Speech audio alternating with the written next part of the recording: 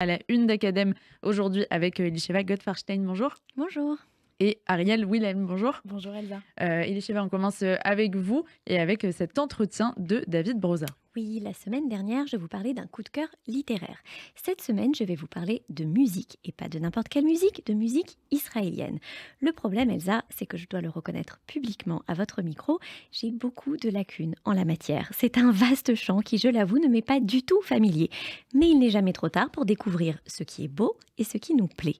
Nous avons reçu à Academ le chanteur israélien David Broza. Il s'est d'ailleurs produit récemment dans le cadre du festival Jazz & Klezmer organisé par le Centre d'art et de culture.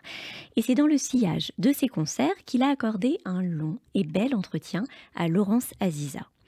Au cours de cette conversation, il lui a raconté ses racines familiales, ses inspirations musicales et les rêves qu'il nourrit pour son pays.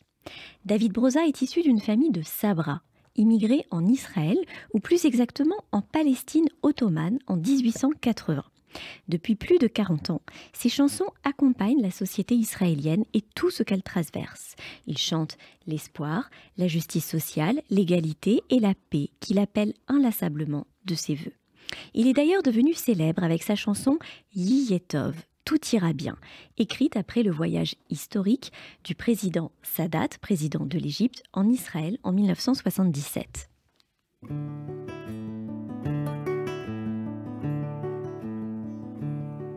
Nous apprendrons à vivre ensemble, dit-il dans cette chanson. Les enfants grandiront sans peur, sans abri contre les bombes. Des centaines d'années de guerre ne nous feront pas renoncer à l'espoir de paix. Et Yiyetov, tout ira bien. David Broza croit dans la puissance de la musique, dans sa capacité à rassembler, à s'adresser à tous dans un langage universel.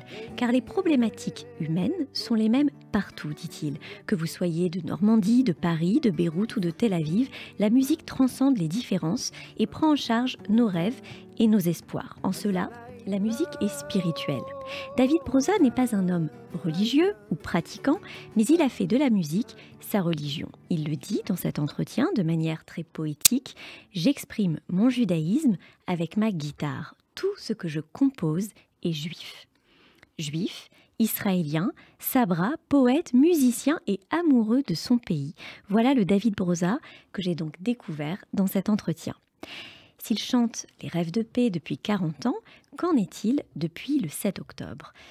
On écoute un extrait de cet entretien en anglais, mais qui dispose donc de sous-titres. Je ne change pas ma façon de vivre, ma philosophie, mes croyances, mes espoirs. C'est tout. C'est ainsi. Mon point de vue est personnel. On ne doit pas forcément y adhérer. C'est juste ma façon de voir la vie, de me regarder moi-même dans le miroir et de pouvoir me dire « c'est moi ». Vous savez, tout ce qui compte, c'est mon pays, Israël. Je l'aime tellement.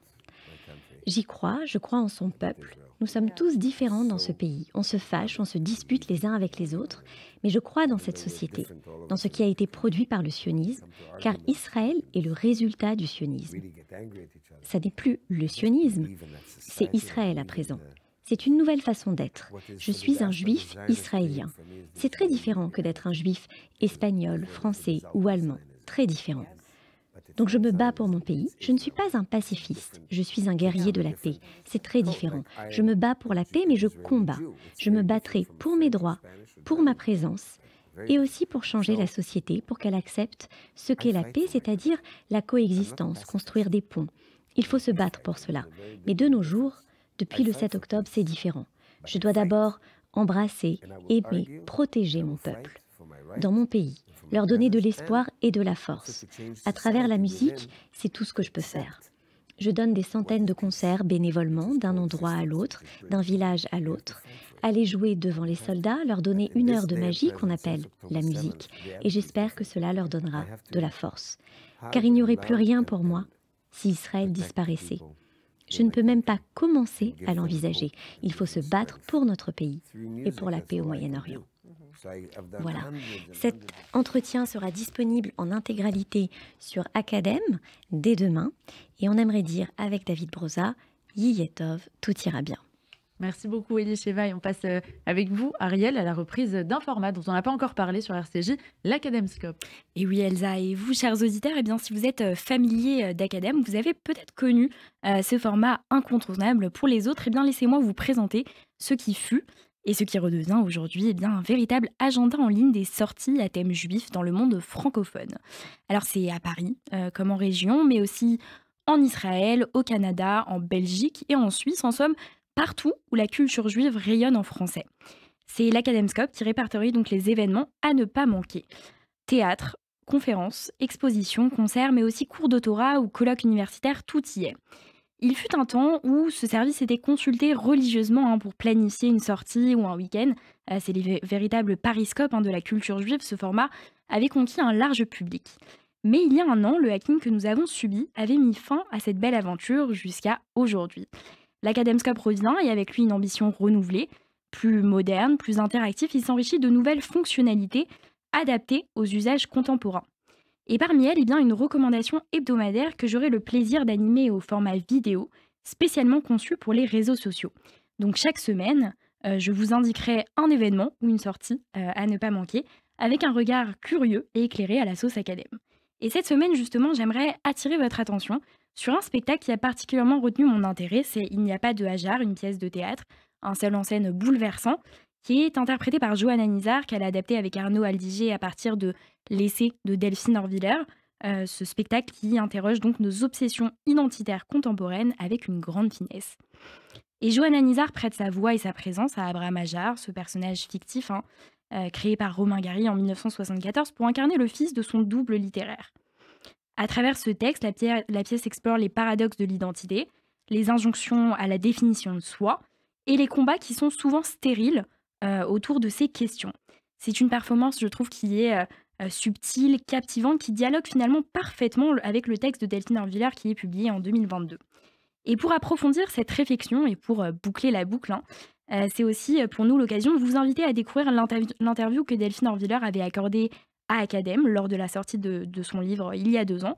Une conversation avec Ruben Honigman qui explore les thèmes de l'identité et de la transmission en mettant en parallèle la figure de Gary Ajar avec celle d'Acher, le sage talmudique en rupture avec la tradition.